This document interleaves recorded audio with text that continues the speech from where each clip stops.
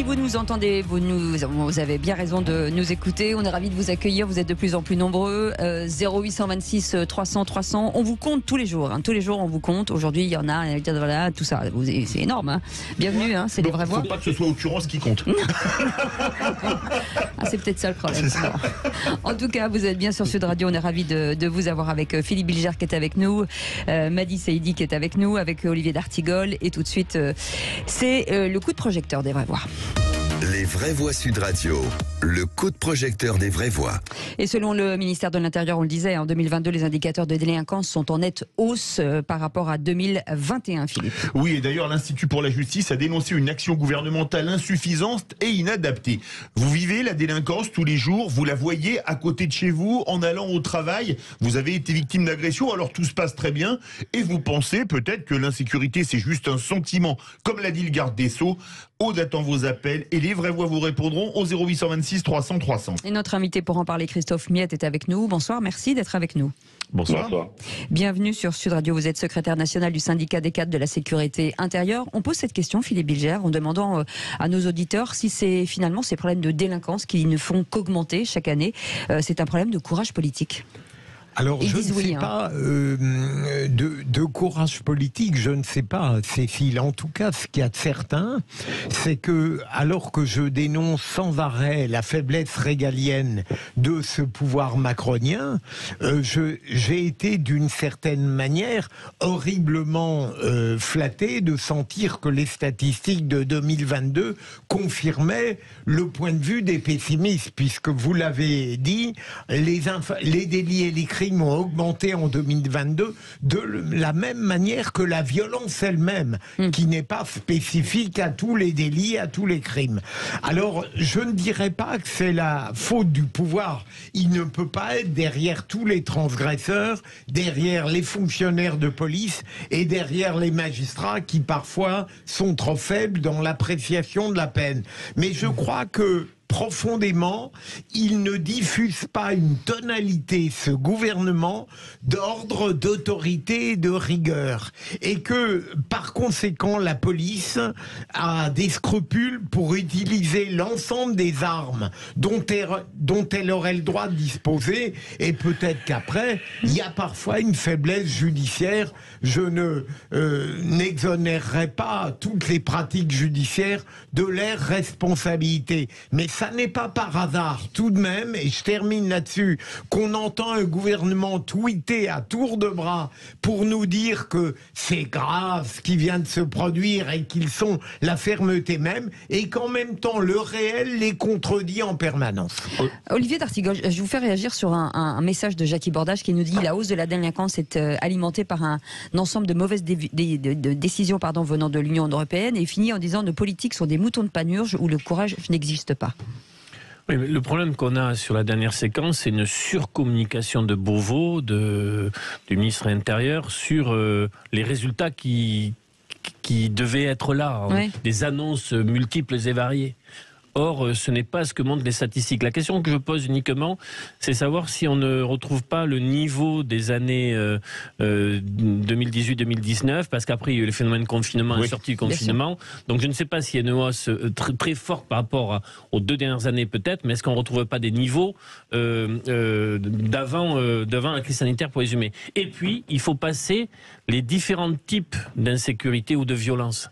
Par exemple, il me semble que sur les violences intrafamiliales, qu'il peut y avoir des réponses plus fortes, plus efficaces, plus efficientes, notamment sur l'articulation du régalien entre police et justice. Madi Saïdi. Alors, je ne sais pas si c'est un sentiment, en tout cas, moi, ce que je constate, c'est depuis quelques années, ça date pas de ce gouvernement-là, même si là, j'ai l'impression qu'il y a une espèce de relâchement ou de laxisme, peut-être, mais c'est au-delà d'un sentiment. Oui, moi, je considère que dans la vie, alors moi, j'en suis pas forcément victime, mais c'est tous les jours devant moi qu'on arrache un portable, c'est tous les jours que dans le métro, une femme se fait agresser, c'est tous les jours que les gens baissent les yeux parce qu'ils ont peur, c'est tous les jours...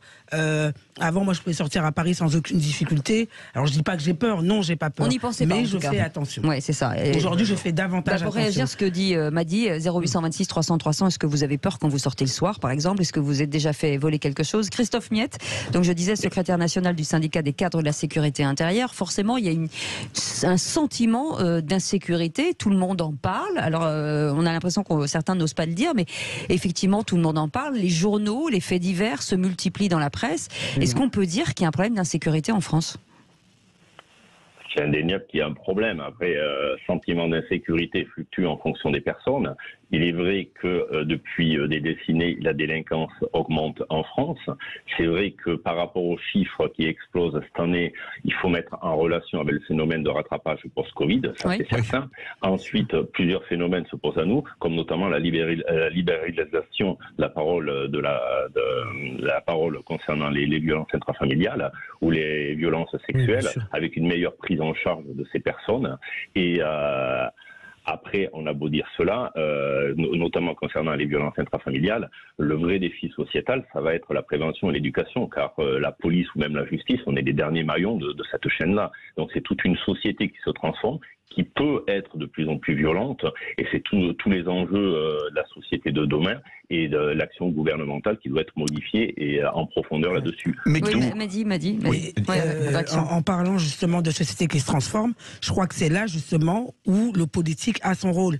Et moi je pense qu'au-delà du courage, c'est une question de vraie volonté politique. Ça fait 25 ans qu'on en parle. On nous a parlé de réforme de l'ordonnance de 45.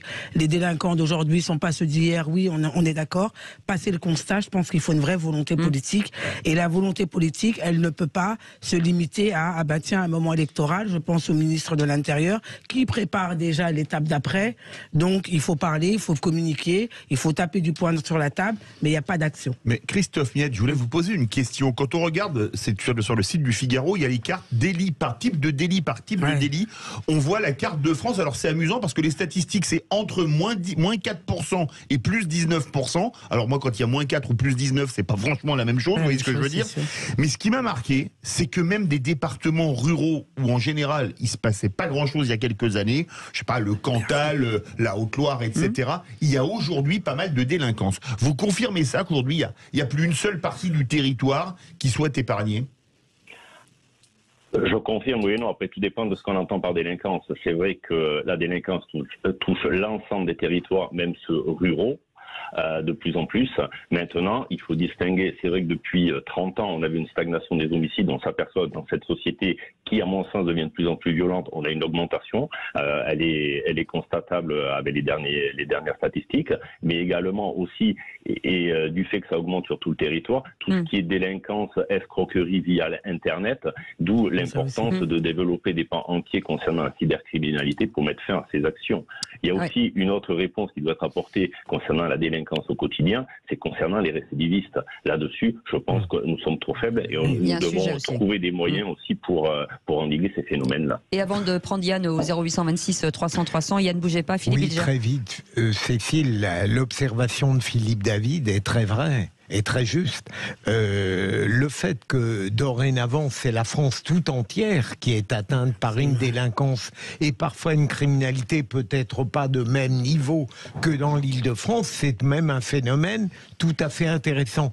Deuxième élément, il faut bien voir aussi que c'est le laxisme ou l'impuissance régalienne qui, d'une certaine manière, facilite la commission des infractions. Ça n'est pas par hasard que l'insécurité monte, probablement parce que de manière diffuse, la délinquance perçoit à quel point elle a droit de citer dans cette France qui n'est pas assez ferme. Et j'avais une troisième idée, mais qui a disparu, ma chère Cécile. Si elle vient avant, c'est ça. Sinon, vous reviendrez en deuxième semaine. Bougez pas. Yann, 0826 300 300, qui est notre vraie voix du jour. Ce manque de courage, selon vous, aujourd'hui, du gouvernement ou des gouvernements passés. Alors, le gouvernement, pour info, c'est quand même le deuxième mandat du président Macron. C'était un mandat socialiste auparavant. Monsieur Darmanin fait de la... Ah, on vous entend plus, Yann. Non, on vous entend pas. Non, vous entend plus, Yann. Vous captez pas. On va tester la ligne. On revient dans... Vous nous entendez, Yann? Non, il ne nous entend pas. Parce qu'on critique toujours Gérald Darmanin, Olivier D'Artigol, mais est-ce que finalement, c'est pas quelque chose qui vient de loin, en fait? Oui, est-ce que ça se dégringole depuis des années et des années? Sur le diagnostic, je pense qu'on peut s'entendre. Parlons des solutions et des réponses. Ça fait pas mal de temps qu'on se dit que, par exemple, la rapidité de la réponse judiciaire, qui doit être proportionnée, est un élément de la réponse, pour ne pas avoir le sentiment de l'impunité. J'ai beaucoup suivi les affaires de harcèlement scolaire suite à cette actualité dramatique. Dans certains établissements, ils obtiennent des résultats parce que l'ensemble de la communauté des adultes, aux moindres signaux faibles qu'on peut détecter dans la cour ou au réfectoire, se donnent les informations et interviennent de suite auprès des familles. Un maillage. Donc nous ne sommes pas sans réponse. Notre société n'est pas sans réponse par rapport à ce phénomène-là. Mais j'aimerais qu'on ait un débat public et médiatique davantage parfois porté sur les solutions et sur l'issue. Et pour ça, il faut faire les bons constats. J'ai trouvé en une phrase. Il faut surtout cesser d'opposer prévention et répression. La prévention prend un temps fou. La répression répond immédiatement à la transgression. Yann, on vous a retrouvé, pardon. 0826 300 300. Allez-y. Oui, tout à fait. Alors très clairement, c'est pas le coup. D'abord, c'est le deuxième mandat du président Macron, quand même. Moi, je sais que M. Darmanin, parce que je suis un petit peu les réseaux sociaux et prêteront à faire de la publicité quand ils font des coups de frais, des ceci, des cela. Enfin, aujourd'hui, ces mauvais chiffres, c'est ces chiffres à lui et des chiffres de Éric Dupond-Moretti. Donc aujourd'hui et dans d'autres temps, ces ministres auraient démissionné. C'est vrai, c'est vrai. On est quand même sur les... On vous entend pas, Yann. On a un problème de son. On a bien compris que vous dites effectivement que quand ils ont des grosses prises, eh ben, ils communiquent, et quand il y a des problèmes, on les entend moins. Pour en parler avec Christophe Miette, les solutions, finalement, j'imagine que vous en discutez entre vous.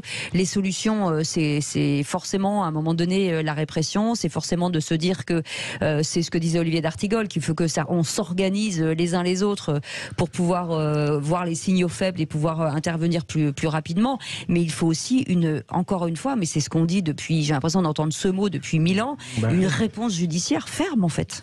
Et rapide. Non, on est d'accord là-dessus. Tout d'abord, pour la partie police, c'est vrai que c'est une réforme structurelle de la police nationale qui est en train de se faire. Maintenant, pour rendre une filière police judiciaire beaucoup plus cohérente et qui colle avec les bassins de délinquance. Mais comme la police seule ne pourra rien faire, maintenant, c'est à allouer également des moyens au ministère de la Justice, qu'on puisse s'aligner au niveau des autres pays européens pour avoir une réponse claire, ferme et rapide en fonction des délits, qu'il n'y ait pas des temps d'attente pour juger ces personnes-là. Et ensuite, c'est un partenariat avec tous les acteurs sociaux et ça passe par l'éducation et autres. Seule la police et la justice ne résoudront pas des problèmes de société. Oui. Mais est-ce qu'on a peur aujourd'hui d'aller en prison? C'est-à-dire j'ai l'impression d'avoir une jeunesse qui finalement n'a pas peur d'aller en prison et qui a plus envie de dire moi j'ai fait de la prison. C'est presque un fait d'armes. Oui, c'est un fait d'armes. Ouais. Oui. J'ai assisté à un tribunal correctionnel où il y avait des peines de prison prononcées pour des trafiquants de drogue. Quand ça tombe et qu'il y a un mandat de dépôt, ils sont quand même pas souriants. Non. Une question. Oui, allez-y. Non, allez-y. Mais c'est de la culture de même pas peur, même pas mal. Voilà, c'est ça. Une question, Christophe Miette. Est-ce que quelque part, il n'y a pas aussi un déni de réalité de nos dirigeants? Je pense en particulier au garde des Sceaux qui disait encore il y a quelque temps que l'insécurité, c'était un sentiment. C'était au début. Philippe, depuis il n'est pas tellement revenu depuis. Rappelez-vous, oui, c'est des jeunes brisés par la vie. On va mettre une pièce dans le baby-foot. Est-ce que quelque part, il n'y a pas un déni de réalité et que quand on ne veut pas voir un problème, on est sûr de ne pas le solutionner? Non, je n'irai pas jusqu'à là. C'est vrai que le sentiment d'insécurité peut varier en fonction des personnes. Le constat est qu'à l'heure actuelle, la délinquance augmente en France. Maintenant, il faut trouver les bonnes solutions et peut-être avoir les moyens adaptés et l'ambition de réaliser, de mettre un frein à tous ces problèmes de délinquance. Christophe Miette.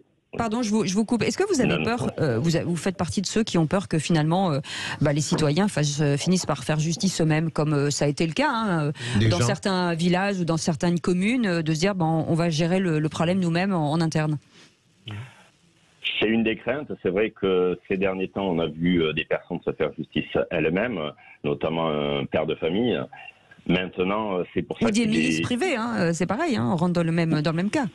Ou des milices privées ou des sociétés privées pour assurer la sécurité. C'est vrai que maintenant il est urgent d'agir. C'est pour ça que je vous disais que la police se réforme et que des moyens doivent être mis en œuvre.